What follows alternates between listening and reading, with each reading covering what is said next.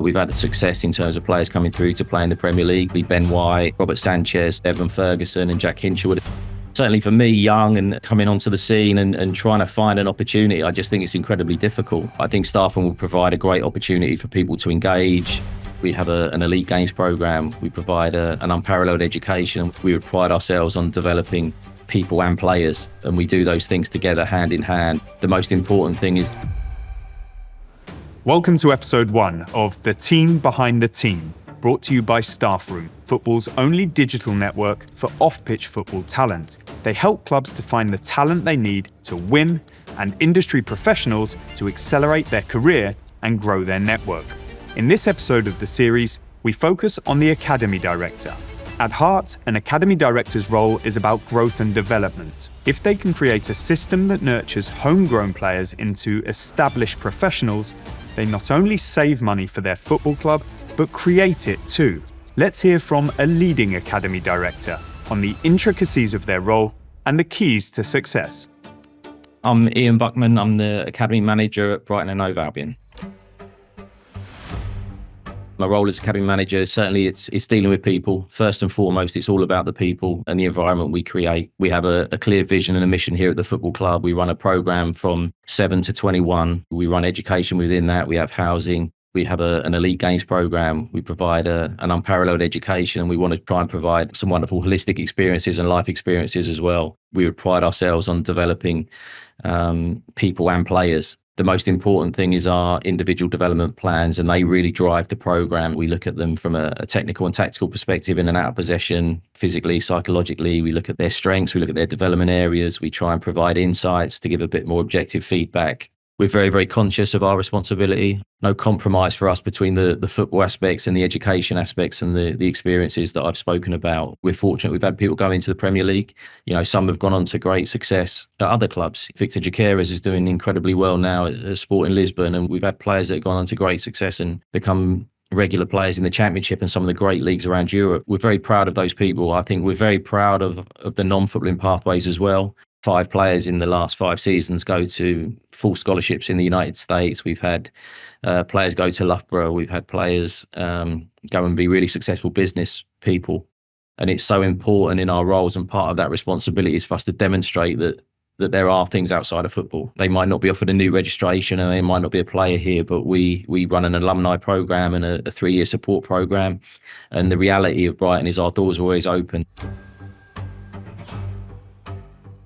My coaching career sort of started with community programs, then sort of developed and moved into professional game coaching with children at a variety of ages, working in the foundation phase, transitioned through the age groups and the phases at Portsmouth. I came down to Brighton, and then initially as a youth development phase coach, doing the 16s and ultimately the 18s, which is a great experience for me. And then I transitioned off the grass into assistant academy manager to support John Morlin, and then into the head of coaching role, and then ultimately now into the academy manager role. I look back to those early stages, and I think you're just trying to establish your coaching style and your identity as a coach, and the ability to look after young people and young children. And it's far broader than just laying on a practice or a drill. When I moved to Portsmouth, it was a challenge for me. I lived on the Isle of Wight. I used to commute over. I'd be getting lifts down to the ferry across with a big bag of footballs and all my cones and bibs and everything else, get to the facilities. You have to be really committed, stay really resilient in terms of doing that for maybe 10, 11 months of the year. And then, hopefully you get the opportunities to progress. And fortunately, that's what happened for me. For myself, not coming from a professional playing background, trying to create an identity for myself within that environment was a challenge, and very fortunate I had some brilliant people around me at that point in time to help and support me. My journey's kind of made me what I am today, and I take things from every aspect of my journey for sure. I've driven the minibuses, I've had to sort out the food and the equipment and done all those things, and I think it's really important to have that kind of empathy for everybody's roles. And as I've come into more senior roles, that's something I've really had to work hard at, is maintaining that empathy for what people do. Certainly for me, young and coming onto the scene and trying to find an opportunity, I just think it's incredibly difficult. I think StaffRoom will provide a great opportunity for people to engage, make contact, reach out to people. Just having that network available to you allows you to engage with some people that could give you that first step or give you that first experience. That's essential. I think once you have that, then it's down to you to demonstrate your qualities. On the other side of the coin, as somebody trying to employ staff, it's great to then find out about people ahead of time, again, what they've done, what experiences they've had and what they could bring to our football club.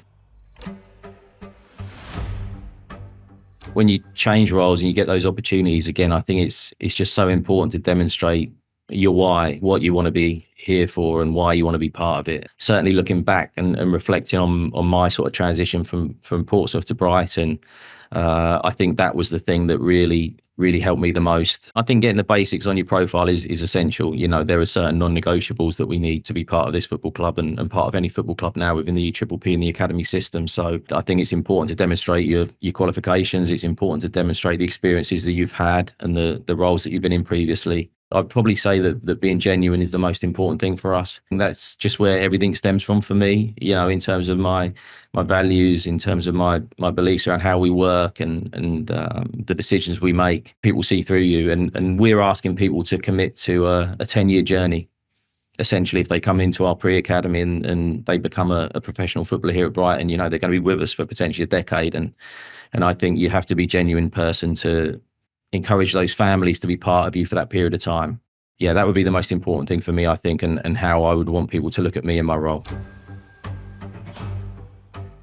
We've had success in terms of players coming through to play in the Premier League, which is ultimately what we're here for. We're very fortunate with the likes of initially Ben White and Robert Sanchez sort of transitioning through, playing in the first team and doing incredibly well. Ben's obviously gone on to great success at Arsenal and Robert at Chelsea. More recently with Evan Ferguson and Jack Hinshelwood establishing themselves in our first team, which again is fantastic for us to have those guys as role models. Jack coming through as a real breakthrough moment for us in terms of the first player that's come into the new training ground as a pre-academy player, has developed through every age group and has gone on to play in the Premier League on a regular basis.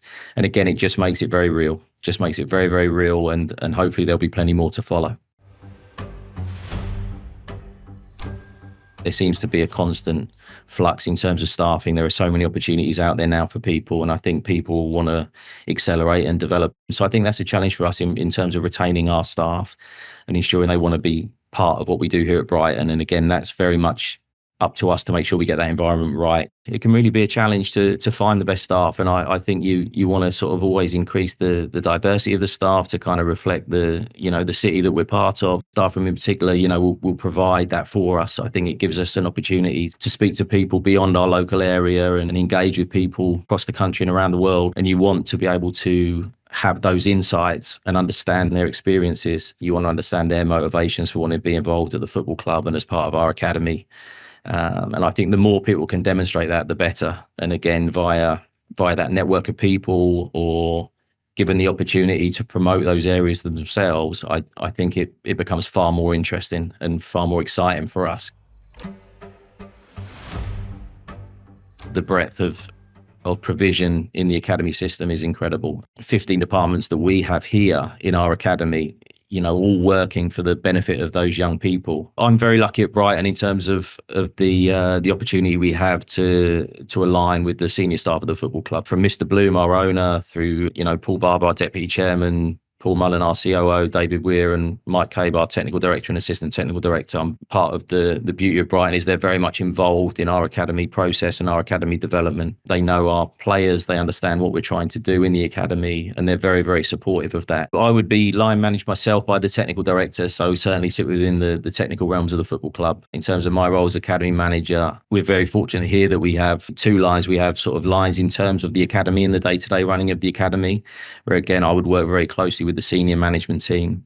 And then we also have expertise around the football club that they also have access to and engage with on a regular basis, sort of in some of the senior staff. So in terms of the senior management team, we would have staff from areas of performance analysis. We would have staff from sort of our technical area in terms of coaching and goalkeeping, in terms of recruitment, in terms of education, in terms of performance and well-being, in terms of operations and administrations. And, we bring all those people together in that space, work very, very closely.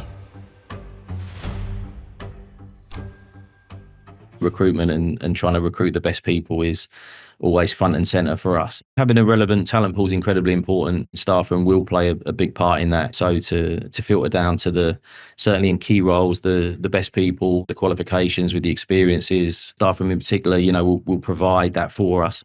Thanks for watching this video in the Team Behind the Team series by StaffRoom. If you'd like more exclusive insight from key decision makers at top football clubs, keep an eye out for the next episode in this series. You can subscribe to TransferRoom on YouTube to watch this series in full and be the first to see when the next episode drops. A winning club relies on recruiting the best off-pitch talent as much as on the pitch. StaffRoom is football's only digital network. It helps clubs discover the talent they need to win and industry professionals accelerate their career and grow their network. Head to transferroom.com/staffroom.